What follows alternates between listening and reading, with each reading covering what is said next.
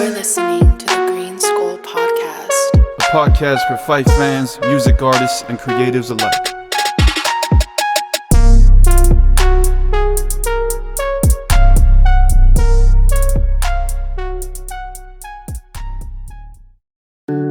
Hey, what's up, guys? Before we start the show, just wanted to give a huge shout out to our sponsors, Natural Selection, a brand that's not just about clothing, but a lifestyle. I'm thrilled to introduce the trendsetters of Coachella Valley streetwear, Natural Selection. Natural Selection is all about quality and uniqueness. Their designs are a fusion of street culture and the vibrant energy of the Coachella Valley.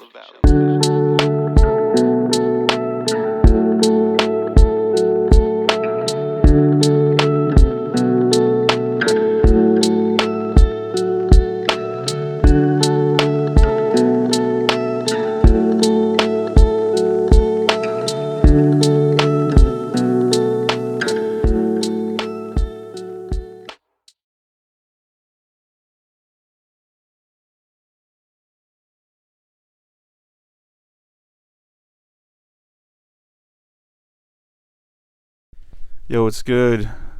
It's the GreenSkull podcast. I'm your host, MCKG, aka DJ GreenSkull, and today I'm here with Quivero. Quivero, what's going on, baby? Talk to me. What's good, man? Yo, so from the jump, like I know we talked off the podcast that I didn't really know your real name besides Quivero, but where did Quivero come from?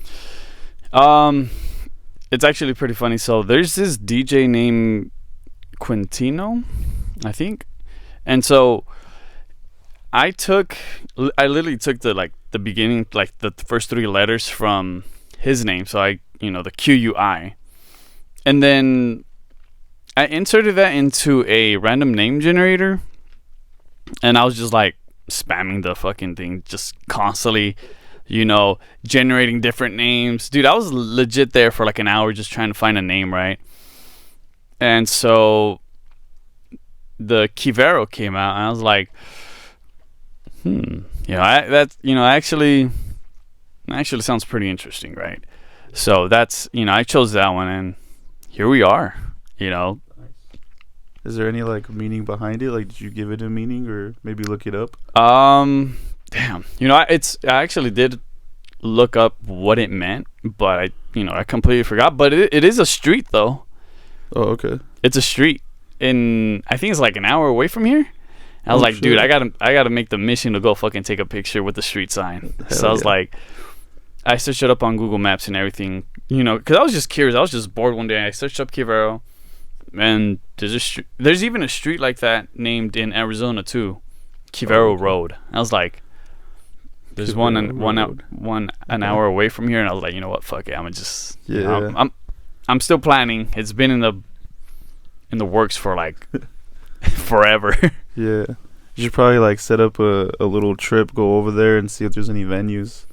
Dude, that'd be insane. I'd be like, fuck, Quivero on Quivero Road venue? Fuck, see, that'd be crazy. That'd be fucking crazy. When people ask you where's it at, Quivero Road. Quivero Road, bro. That'd be fire. Just search it up. You're gonna find Quivero Road, and it's gonna be right there. Hell yeah. Do some fucking like boiler room shit out there or something. Shit. That'd be sick. What's it like being a DJ, man? Man, I mean, it has its pros and cons. You know what I mean? It's like a roller coaster, dude. You know what I mean? It's like, because you're just gonna experience so many things, and you see so many things, right, when you're DJing and everything. I can imagine. Dude, and it's crazy too, because I don't know, bro. It's just, you just be out there, bro. You're just out there, and the adrenaline rush too. Even that, bro. And I'm pretty sure it's the same with you. Before you go on stage, you're like, damn. And a lot of people are gonna say, oh, DJs just press play. But no, it's like, bro, like you're just up there, because a lot of people talk about like pre-recorded sets. They just press play. No, like the thing about it is it's a mission, because you at the same time have to read the crowd and see what it is that they want to listen to, right? Yeah. And so you're exposed to a lot of different kind of environments as well. you know, it's funny because people even hit me up are like, oh, you do quinceañeras. And I'm all like, I don't even have like my own sound system, bro. It's like you know, yeah, so it's an experience. I get you. Yeah, because I was gonna actually ask like I guess the difference between like a party DJ, right? Like you only do like, I guess, like you said, quinceañeras, parties, or maybe like family events, versus like an actual, I think like a set performing DJ. Mm-hmm. Like from what I understand, like regular differences is like, okay, they play tracks, and then like the performance DJs actually play original music. Mm-hmm. At least that's what I get from it. Yeah, no, it's a big mix. You know what I mean? You know, a lot of times, you know, venues will hit you up. They'll be like, hey, you know, how about you come down? And then next thing you know, they're gonna be like, oh, play some like reggaeton. You're gonna be like, do I even have that on my playlist? You know what I mean? So it's like a whole different environment. It's just like depending on what you're aiming for, I guess you could say. Yeah. You know, and one of the things too is like, I guess you could say I consider myself more of a producer than a DJ, because, you know, if we're speaking DJs, you know, you kind of got like the people that scratch, you got people who, Yo. you know, who are like resident DJs, but, you know, I kind of just, I guess you could say I'm a music producer / performer, right? Would I consider myself a DJ? I know how to DJ. I know the basics, but, you know, that scratching, you know, I don't know, bro. You know, my respects to those guys. I personally just don't know how to do that, but, you know, my respects to them. I get you. So, like, what's it like to, I guess, pop off on the DJ scene? Like, is it when set times come about? Like, what's an opening set time like? I mean, you know, there's a lot of rules to, I guess, you know, in the whole like electronic dance music, you know, say you have like a lineup, right? And then say you get placed in the opening slot, and then you got like the main, you know, the main act and everything. The opening slot, you kind of just, I guess you one of the things that I've, you know, dealt with was, you know, just it's more about setting the vibe, right? You got to set the vibe. You got to kind of, you know, not play crazy stuff, but, you know, go off kind of deal. You know what I mean? So it's more about just kind of setting the mood, you know, kind of getting the party started. One of the things that I guess you could say that I used to do is like, from what I learned, is like I would always fucking go hard, you know, and it'll work from time to time, but not always. And so it's funny because I actually had an opening slot last night at Reforma, and so, you know, I was like, okay, I started researching, you know, okay, what are the rules for opening? Because from time to time, you know, or majority of the time actually, you know, I'll get like a middle slot, closing slot, and then I got the opening slot this time. I just kind of started doing research, and so I was like, okay, what is an opening slot? And it's just basically setting the mood, you know, not playing the most hype, most popular tracks, right?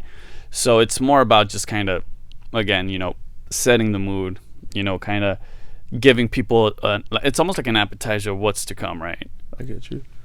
Is there ever like a moment, because I feel like I don't know really how to like base who's a better DJ, you know what I mean? I guess it just goes off of like who you like. Because I feel like on the side, because I'm from like the rap scene, you could kind of tell like, okay, this person's definitely better than this person.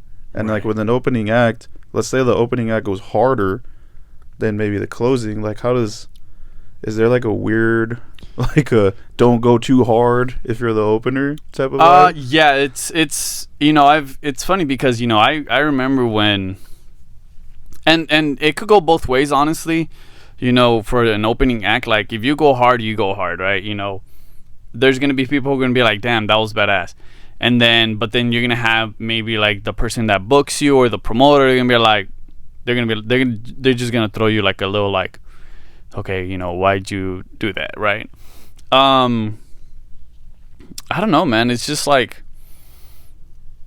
you can. It's really hard if you know. It's just really hard to compare because I mean, anybody could get a mixer, right, and start DJing, right? And so by going to the question about okay, you know, seeing who's the better DJ, I mean, I can't really say who's the better DJ. You know, I mean, everybody has a different playlist. Everybody has a different way of reading the crowd. Everybody has a different kind of vibe. You know, because when you're like in the DJ area, you know, you're gonna meet people in the electronic dance music scene. They're gonna be like, oh, this person likes to play this kind of music. This person likes to play this kind of music. Person likes to play that kind of music. And so if you're playing a different kind of music and then you're meeting this person, you can't say that you're better than him or he can't say that he's better than you, because you guys are in totally different areas, right? He might be better in that area than you, and you might be better than him in your area, right? Mm-hmm. So, I mean, it all just kind of is based off of, you know, how you approach it or, you know, what you're going for, right? But yeah, that's basically how it is. I get you. Yeah, because I'm kind of like, I'm trying to figure out what the DJ culture is like, because I have zero idea, to be honest. Like, I think the only DJ that I've actually seen live is you, and I think it was Tina Turntables, and there's another girl that I saw at Desert Underground at Angel's Pad. I forgot her name, to be honest. Alix, maybe. Liz Castles. Oh, Liz Castles, yeah. Liz Castles and Disco. Yeah. Yeah. Man, I mean the scene, bro, damn, it's like, no diss to anybody, but dude, it's like a fucking race, bro. It's like a race. Everybody just kind of seems to be like wanting to be the next, you know, so and so. You know, they're just trying to push towards this. And to be honest with you, bro, I kind of just stopped doing that shit. You know, I kind of took I was like, you know, I was trying to put myself out there. Yeah. It worked in some ways, but it kind of just felt like a race, bro. It felt like everybody was just like, oh, you know, I want this time slot. I want this. Oh, why does he, you know, it kind of just felt like that. And so, you know, when I kind of started realizing about that, I just took a step back, started analyzing and seeing what it is that was working and what was not working. So for example, like, okay, this is working, this isn't, this, I'm not going to work on that. But, you know, seeing this, you know, it's not going to work, because it kind of just felt like everybody was just chasing the same thing and it was just getting so saturated. And so I kind of decided to take a step back, and, you know, I was like, you know, I'm just going to do my own shit, bro. You know, I'm just going to do my own thing, because, you know, everybody else is trying to do this. So, you know, why? It's really saturated. And I'm be honest, dude. You know, there's some people that don't fuck with me, right? There's some people that don't fuck with me in the scene. And to be honest, I personally don't care, but it's just like, you know, I prefer to take my own path and just kind of, you know, I guess proceed with what I do, right? I get you. Because, like I said, I'm not in a race with anybody. I'm not in competition with anybody, you know. But unfortunately, here, it's very cliquey. Very, very cliquey. And people, you know, they just focus on themselves instead of being, like, more broad. Be like, hey, bro, we got this idea. You know, we want, you know, this and that. And so that's kind of what it came down to, is, like, I made a decision. I was like, okay, you know what? You know, fuck that. You know, it's very cliquey. Fuck all this shit. You know, I'm just gonna go on about my way. You know, I'm gonna do the shit that I want to do. I'm not trying to fit, I guess, into the narrative, right? I'm not trying I'm not trying to portray an image where, you know, if I don't portray it, you know, I'm not gonna be able to fit into these people's fucking perspective, right? So that's why I was like, you know what, fuck it. I'm just gonna do my own shit. I get you. Yeah, it kind of sounds like because what you were explaining was kind of like what reminded me of the rap scene before COVID.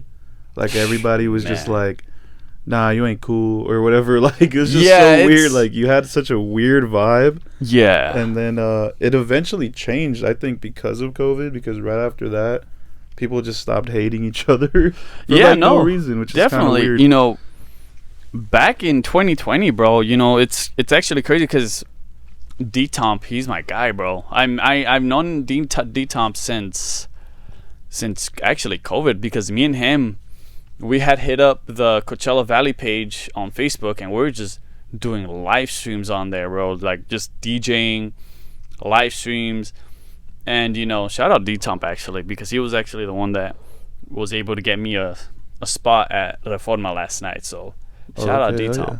Was that the D-Tomp and Friends thing? Yeah. Oh, okay. Yeah.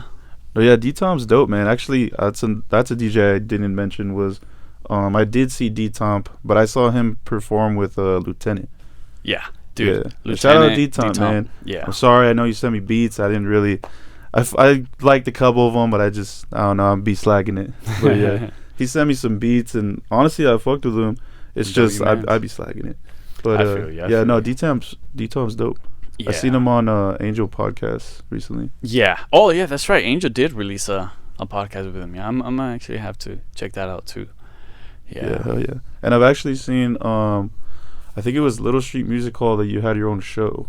Oh, I think was that your own show? Yeah. Oh, okay. Yeah. How did that go about? Like, did you feature like DJs kind of like as openers, or how did that work? So basically, the way it started, bro, was I want to say it was this year. It was this year Coachella Fest, right? It was a Saturday. It was actually the Monday after weekend 2. And me and my dad actually sat down, right? My dad would always tell me about this idea, saying, bro, you should fucking throw your own show, blah, blah. I'm like, and dude, I'm going to be honest, I did not want to. I was scared. I was like, I don't know. Because I just didn't really know how to go about it, right? I was just like, I didn't know where to start. And so, you know, me and my dad actually sat down on the table, and he told me, he's like, hey, you know, you should just do this, and he was just pushing me to do it. And so I had the day off on Tuesday, and my dad was all like, hey, so you better wake up and you better go to a venue at least so you could just throw your own show. And so I was just thinking, I was like, bro, where can I do it? And so I hit up Little Street, and they agreed. And so we kind of just set up the date and everything. And, you know, my dad, you know, I told my dad, I was like, you know, maybe we should have an opener. You know, and he's like, no, you know, it's your show. You know, you told me that you wanted a solo show. I was like, no, yeah, but, and he's like, no, it's your own show. You know, you give it a try and see how it goes. And it's funny because I actually had an opener, but, you know, I kind of was like, you know what, wait. It was like last minute, and so I just kind of just dropped it. And so, yeah, and then from there, it just kind of just went good. And, you know, promoting it, you know, I made the flyer too, because, dude, there was people charging like $150 for a flyer. I was like, bro, I am not about to spend that kind of money. So I just made the flyer myself. I was like, fuck that. It could cost like $5 to do it on your phone. I'm telling you, bro. Yeah, so it was a great event. It was a great turnout for sure. Yeah. Hell yeah. You said that was the Monday after the second weekend of Coachella? Yeah, so that's, you know, I want to, because weekend 2, bro, really inspired me, bro. It really inspired me. And so that's when my dad was like, dude, just do it. You know, you already have the momentum right now from Coachella. You know, you should just fucking go do it. And I was like, all right, fine. And so I met up with Little Street, and we just kind of planned it out and everything. So it was solid. It was fun. Great time. Yeah. No, I remember, I think it was on a group chat post where you posted it. And then I threw it on another group chat. But I remember that Monday, because we went to weekend 2, I was dead. Dude, tell me about it. I was barely alive, like, talking to my dad. I was like, huh? Like, dude, I was like halfway falling asleep on the kitchen, bro. I was like, man, I don't know, bro. Damn. I don't know. Who'd you see at Coachella? Man, I'm a glazer, bro. So, number 1 was Travis. Yeah? Travis, bro. You know, I saw a couple DJs and everything, but, dude, Travis, bro. I couldn't miss it, because he had his Utopia tour, actually, and I was supposed to go. It was in SoFi, in the SoFi Stadium. Yeah. And I missed out on tickets. And so, you know, before Coachella, before the lineup even came out, I was telling my mom, like, dude, I hope Travis is on there. I hope. And it comes out, and boom, he was there. I was like, yeah. you know, that was the main person. But I also saw like, who else did I see? Yeah, I can't even remember, but you know, I saw hella DJs for sure. Oh yeah. What's like I guess when you started producing, how old were you, and were you Quivero back then? I started, so man, damn. So I'm gonna take it a step back. I'm gonna take a step back to 2017. I was 16 at the time. Okay. I was 16 years old. I was still in high school, and my sister had hit me up. She was like, "Hey," because it was April and it was Coachella weekend 2. We go because I always end up going weekend 2, and so she would always tell me about electronic music. I'm gonna be honest, I didn't care about electronic music before. I didn't like it. I didn't care about it, you know, because I used to listen to like a lot of underground rap, so like Bones, Team Sesh, Chris Travis, and so, you know, it's Coachella. I think it's on a Saturday. My sister's like, "Hey, let's go see Martin Garrix." You know, I known him because of his song Animals, but I didn't know the rest of his discography. But you know, we went to go see him, and I'll tell you, dude, literally after his set, that's when everything just like flipped for me, bro. Everything flipped. I was like, I want to be a producer. I like what I heard, and that's when I fell in love with like electronic music. But you know, I actually, you know, after that set, you know, I want to say like a month later, I got my first laptop. Nice. And it was shitty, bro. Like, I had the demo of FL Studio. Like, I would create a beat or something. I wouldn't be able to save it because, you know, it's the demo version. I had to keep it open and shit. But in the beginning, I was just like experimenting, and then I kind of thought to myself, like, you know what? I'm gonna create a name, right? I'm gonna create a name and release music under that name. And I created a name called Deluxe. Dude, oh my god, bro, it's so ass. Dude, it's so ass, bro. Like, I even spelled it like capital D, lowercase e, capital L, lowercase u, capital X, and lowercase z.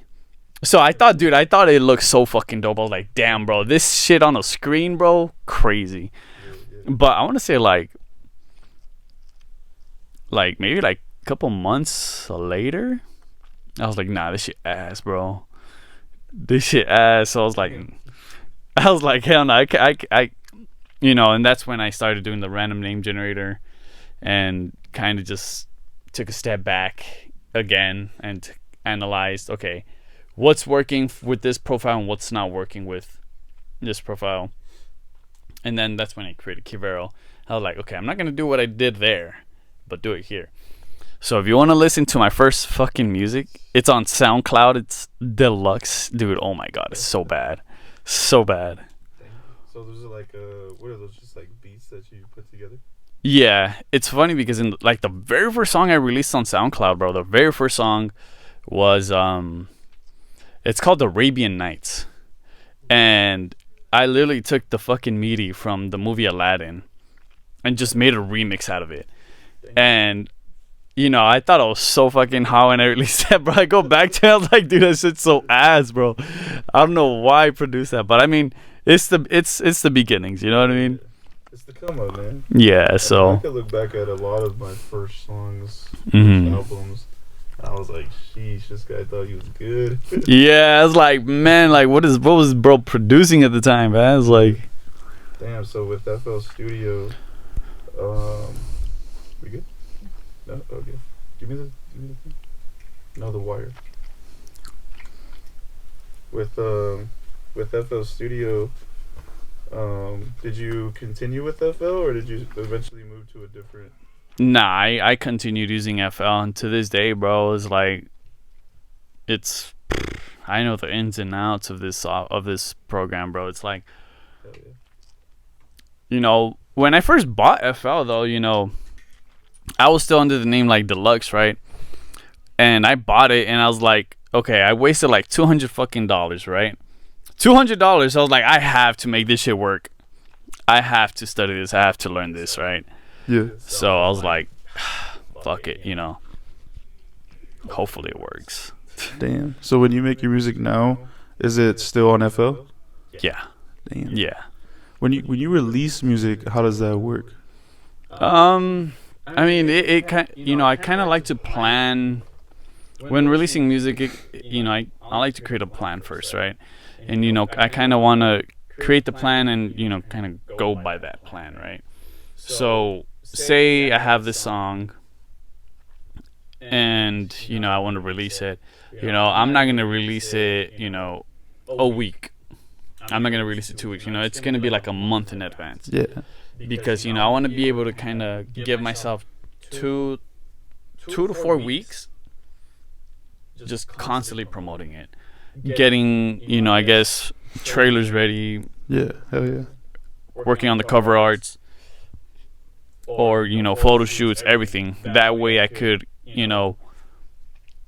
give myself just to promote it and everything, and just give myself time and everything. So Cause like yeah. I always wondered like when cause you're a producer, so do you make everything on your own, or do you use like sample libraries? No, yeah, definitely. I definitely use sample libraries, for example, vocals, because I'm gonna be honest, I can't afford vocals, right? Because I've been on Fiverr, bro. There's vocalists out there just charging like $300. I'm like, damn, bro. I do want to work with these people. They sound so good, but dude, it's just like, Yeah, they're expensive. for now, Splice is good, but it's not the best thing because people could have maybe royalties to these tracks, and you won't be able to post your song Yeah. or something. But no, I definitely use for vocals. I definitely use sample packs and everything for sure. But other than that, for drums, I'll take some kicks. If I like how a kick sounds. Yeah, but everything else is just I kind of just go on about it and kind of just. I guess you could say I process certain sounds and everything differently compared to just slapping it on there, right? I kind of already have like an idea of what I want a certain sound to sound like. So that's the thing. A lot of people say using Splice is bad, but everybody has the same Legos, but everybody's gonna build a different house. Yeah. You know what I mean? So it's just like, it really just kind of depends on how you use it. So I get you. Yeah, because actually, I use Splice, and also the good thing about Splice, because I've been told that too, like, yo, you shouldn't be using Splice because of whatever. oh my god, these But like, people. I think people who don't know, if you use Splice, anytime you get any of those samples, you can get a license through Splice. It's not even like you pay extra. It's just Yeah. it's right there. So like even if you post it and someone flags you, just submit your license and you're good. You know Yeah, that's what I'm Like, saying. It's like, people like are I said, tripping, bro. everybody has the same blocks, but everybody's gonna build it differently. Yeah. You know what I mean? So, It's weird. it's not a bad thing to use, but just be creative, I guess. Yeah, and I think that too. Like where I do kind of understand what people mean by like, oh yeah, because it's not original or whatever. But at the same time, like how you said, everyone makes things differently, especially like a producer, because I'm sure like chopping and screwing and flipping and whatever else you do with it is gonna help. You know what I'm saying? So like, Yeah. I don't think. I mean, unless you're just straight up using it, like just what it sounds like, that's Yeah. fine too. Because like I said, you still got a license and it's totally legal. It's just people will probably recognize it if someone else Yeah, used it. like- That's the only thing, I guess. So it's funny you say that, because I remember, because there's a lot of streamers out there that like to review music. You'll see it on TikTok too. But there's this guy there's this company called Space Yacht, and I sent over my track, my recent release Echoes. I sent it over to them. They liked it, but they're like, wait, dude, they did like a hard dive of all the songs that use that vocal. I'm like, fuck, bro, you guys are fucking cooking me in front of everybody, bro. But I was like, fuck it. It's a tool, so I'm gonna use it. So I don't care. I get what you mean, yeah. Like that was like a music review, you said? Yeah, where they were, because they were signing people, I guess, on the spot. So they were signing people on the spot. They were just reviewing demos or feedback or whatever. And so they like that it's just the vocal. That's the only bad part, because people in the producer world, or they'll be able to recognize, oh, that's a splice vocal. You know what I mean?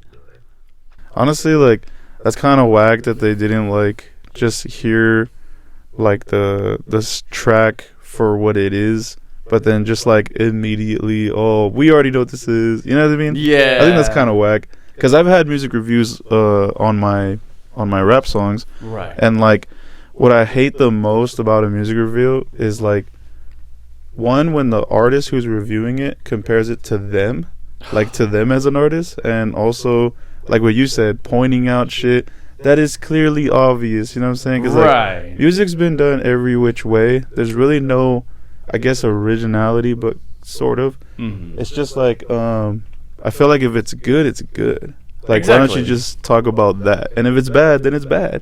Exactly. But like when they compare you to like what samples you're using, or what sound library you're using, or whatever, you know, Mhm. I think personally that's fucking whack. I think it's like closed-minded. You know what I'm saying? Like, Right, they should look right. at you and judge you based off of what you created Mhm. using those things, Right. instead of just basing it off of, oh, everyone's been using these things, Right. You know, Yeah. stuff like that. No, definitely. Yeah. and weird, man. Even the big producers, bro, they use it too. That's what I'm saying. I've yeah. found so many samples from like rap songs, dude, on there. I was like, wait, that's that one sample. This is a sample for this, you know, Bad Bunny. He has there's a sample on there. That's really, I forgot the name of the song, but it's on there. I get you. So I mean, like I said, it's just on how you decide to use it. Yeah. And you don't have to answer it, but I do want to ask, when it comes to being a DJ, let's say performing anywhere like a nightclub that you had mentioned, is that like paid gigs, or is that just like, hey man, get your name out, come through? I mean, it's a mix, bro. It's a mix, to be honest, you know, because it really depends on the promoter, right? You know, there's this, and that here's one of the things I kind of want to mention to a lot of people too, you know, especially if people who are starting. I mean, you're going to have to play free shows here and there, but at the same time, you're going to have to get paid at some point.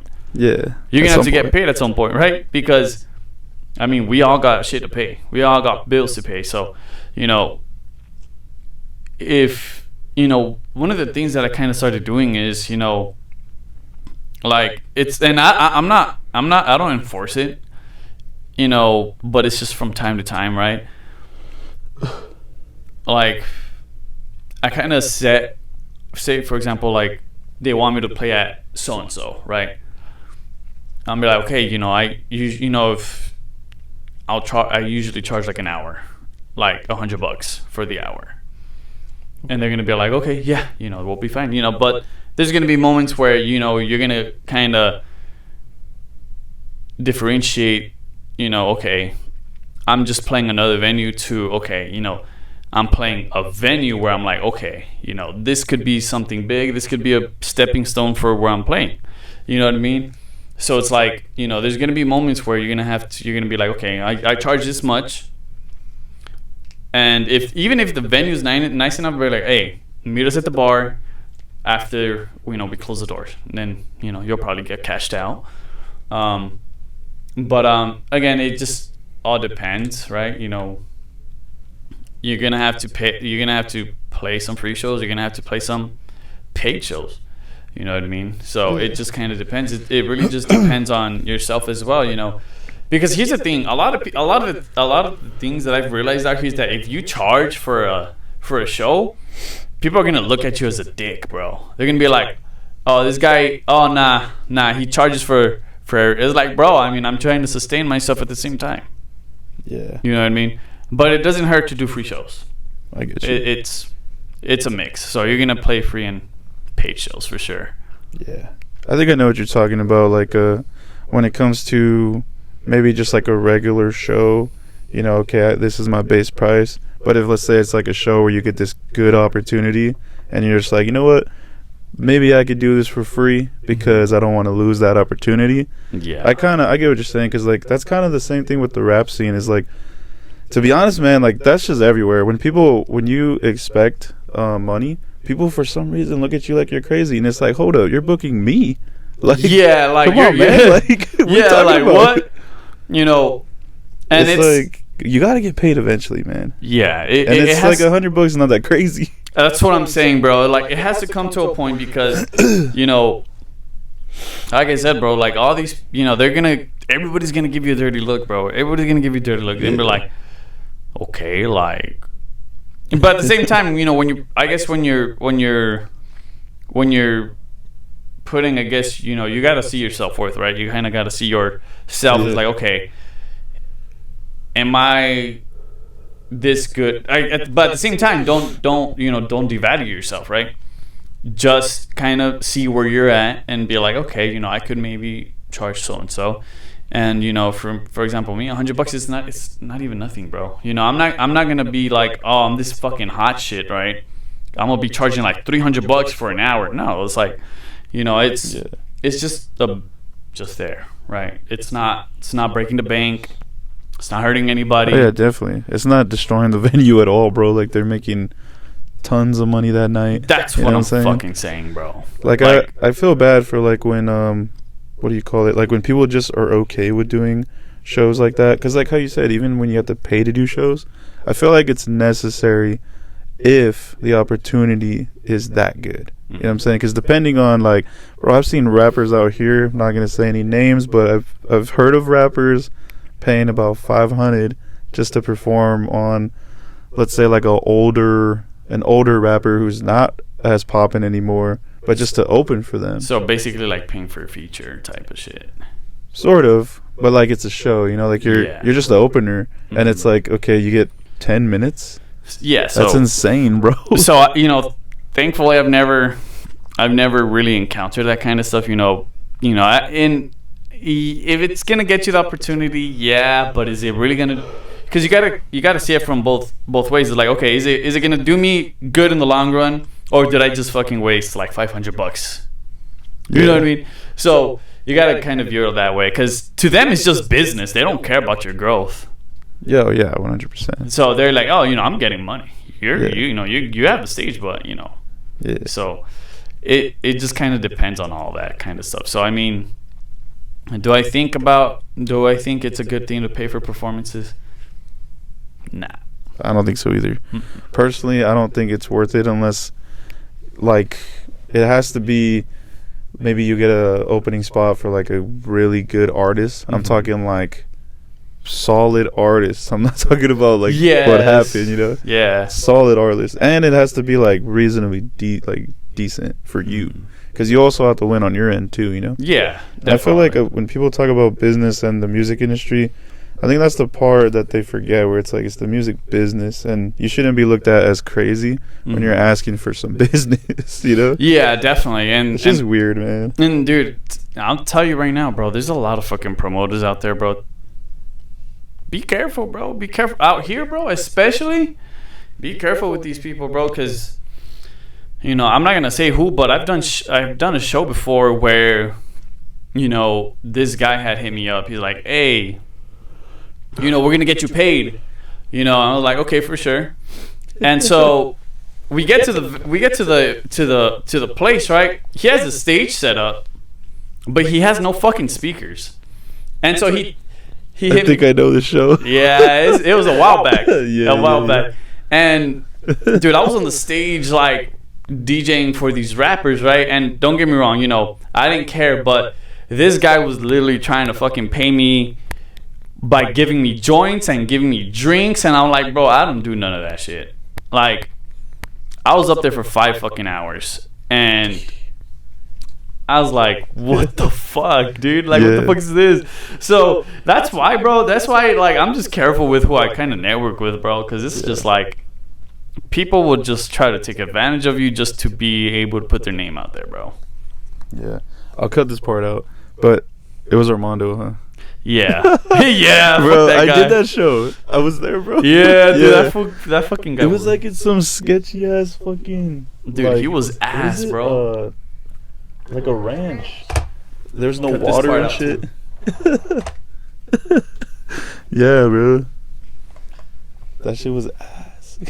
So ass, bro. And Bro, he that's wanted to insane. use my speakers for the fucking for the big stage, and he told me about some bullshit about some VIP shit. I'm like, shut the fuck up, bro. No, there's no VIP. Dude, he told me the same thing, man. He tried to charge me, and I was like, nah, I'm not doing that. Mm-mm. And he's like, oh, well, I'll put you in VIP, all this stuff. Bro, Oh I even my got there, God. because you seen it. You were there. Yeah, There was like, even the vendors were pissed. yeah, Like, there was nothing. yeah. It's insane. But there was actually a lot of artists there that day. Yeah, I was like, what the I'm right fuck? there like, what the fuck is going Yeah, on? yeah. And you know what? Like, I think he did put you in a hot seat, bro, because like, no speakers, like shitty audio. It kept fucking cutting off, and Yeah. the rappers up there, like, no, don't worry about it. You know, it's not your fault. It's this fucking guy's fault. I'm like, I know. You're like, look, it's not me. Yeah. It's not me. Yeah. No, I get what you're saying. But yeah, I get what you mean as far as like a fucking shitty promoters, bro. And that's the thing too, is like the thing about like shitty promoters is like they're making the money for the most part. I don't know about that show, but they're making the money for the most part. And I think Mhm. like it's tough when you try it to work with like a new promoter, because you just have to like kind of, okay, let me trust you a little bit, you know? Yeah, you kind of. It's kind of one of those relationships you kind of just gotta go for it. Yeah, it's one of those things where you kind of just gotta like really analyze and read their body language, kind of, because that's one of the things I do is like I kind of not to be fucking weird, but like I could instantly like know somebody's intentions from when I first meet them, how they are. And dude, like there's so many that I'm just putting up a fucking smile in front of them, and I'm like, yeah. But knowing them how they are, I'm like, yeah, I know how the fuck you are, man. You know what I mean? So it's Yeah, especially that guy. yeah, What the fuck? that guy was something Crazy. But yo, actually, speaking of like that, I think that was actually the first time I met you. else. I Yeah, think. yeah. Didn't we have like an artist meeting or something? I In the forgot what we happened. did in the beginning, because he invited us out to come check out the stage, and like, oh, this is where you guys are gonna be at, this is and that. Yeah, okay, I do remember that. Yeah, I it was think like that was definitely the first time I met you, I think. yeah, it was hours before the event too. Fuck. Yeah, I Long remember it was time hot coming. as fuck. Dude, it's been a It was hot as fuck, bro. Fuck, damn. Yeah, man. I remember that because it was just bad. Mm-hmm. And I remember everybody was complaining. But yeah, I think from that point forward, I mean, I think I seen you do a couple shows Mhm. in Palm Desert after that, and then Desert Underground was like for sure seen you there. Yeah. I actually forgot. I have part of your set on a video, and I keep forgetting to send it to you. But it's like 6 minutes. It's your opening, like, I guess a track when the Halloween Desert Underground. It was in Oh, the gym. dude, that one was fire. Yeah, it was in the gym. Shout out Desert Underground, bro. For real, fucking Yeah, honestly, that shit was fire. dude. They be putting Audio on. was crazy. Even like the promotion, like Angel really did his thing. Yes, and dude, shout out to Angel, because even since day one, bro. Even I remember when I went to their first Desert Underground. It was like the one with like the triangular kind of Yeah. staging, and everybody did fucking great, right? Lavish, Angel Tiz, YB Cisco, all them, bro. They did solid, bro. And then I want to say like it was like 2 a.m, right? Yeah. And then we were like, fuck it, we're gonna take it inside. And so we take it inside, and they're like, hey, you should fucking DJ, dude. I didn't leave to my house till like 5 a.m, bro. Because dude, we're just fucking getting lit inside, bro. Hell yeah. And I guess you could say that was like my first Desert Underground show. I guess you could say. I guess my little debut. Yeah. And ever since, shout out Angel, bro. Shout out Angel. Yeah, no, shout out Angel, because he was really putting on. Fuck That Desert Underground, the very first one, I was supposed to be on that one, but I got COVID. Oh. Yeah, bro. I was like, damn, that was that. Damn, bro, damn, yeah. That was Like Mills was on it. I know Angel Tiz was on it, and the Cisco dude you're talking about. Who else was on it? It was a bunch of artists. Lavish. Yeah, tons of like crazy lot of pyros and shit. Yeah, bro. Yeah, bro. When I saw the videos and I saw a couple people putting it on live, I just had so much FOMO because I'm at home. Just Dude, sick as I know, fuck. bro. I know. And I'm like, dang, I could have been lit.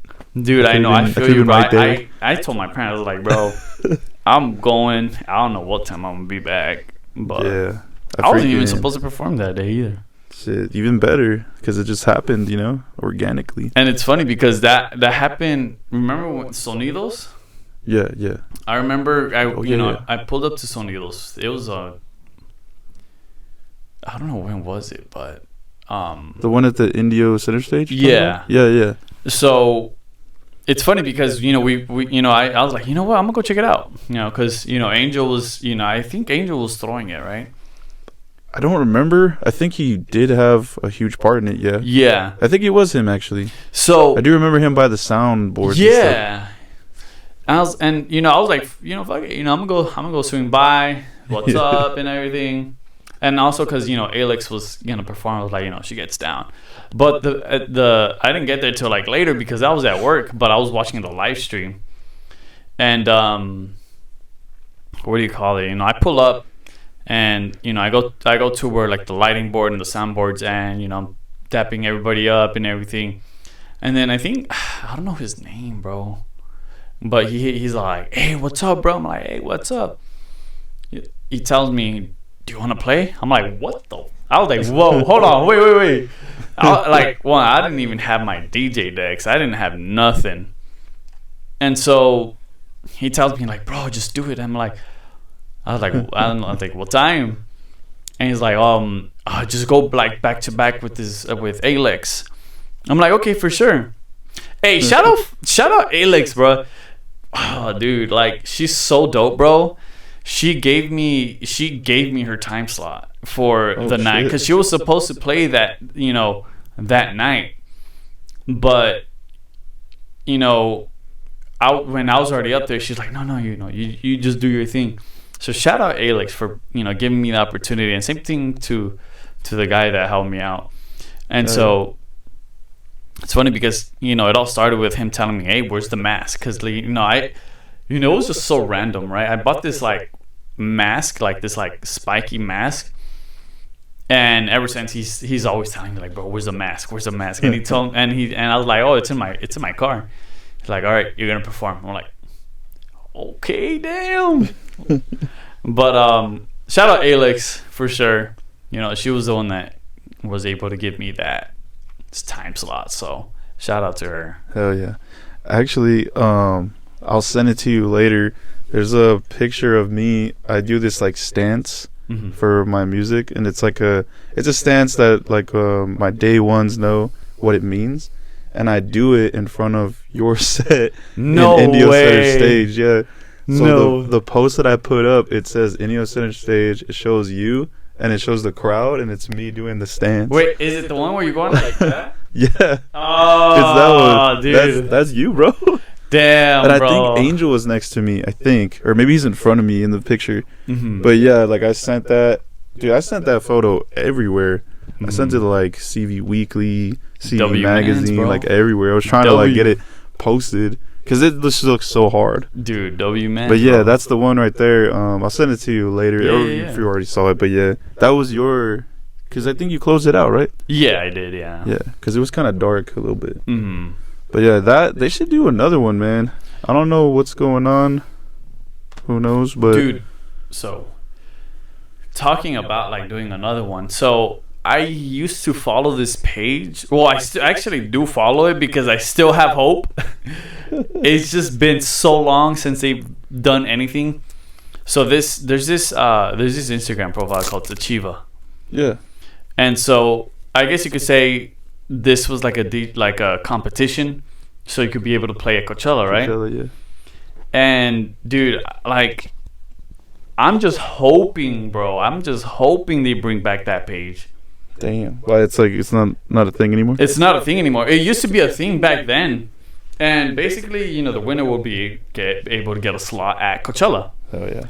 And that's so, it would be like bands, rappers, DJs, and all this stuff, right? And I was just like a couple years late to it, man. I was like, bro.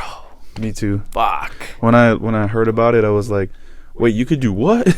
You could do what, and you could win what? Damn, bro. Yeah, sign me. And then up. I was like, let me try it, and then it just never happened again. Yeah, That you know, sucks. I City of India. Have you seen this? Please bring it back, or whoever runs it. I Yeah. think it was Desert Sun that ran it. That's I'm not 100% sure, but bring it back, bro. For real. Like, dang, you know, the music scene before it was crazy. Yeah, hell yeah. Well, damn, dude. Thanks for hopping on my podcast. No worries, no worries. Any closing thoughts before we wrap up? Maybe like a message you want to share? I mean, just advice. Let's see. Let me see if I got some advice. Nah, motivational words. Be like, just keep going, keep producing, keep creating. You know, don't limit yourself to anything.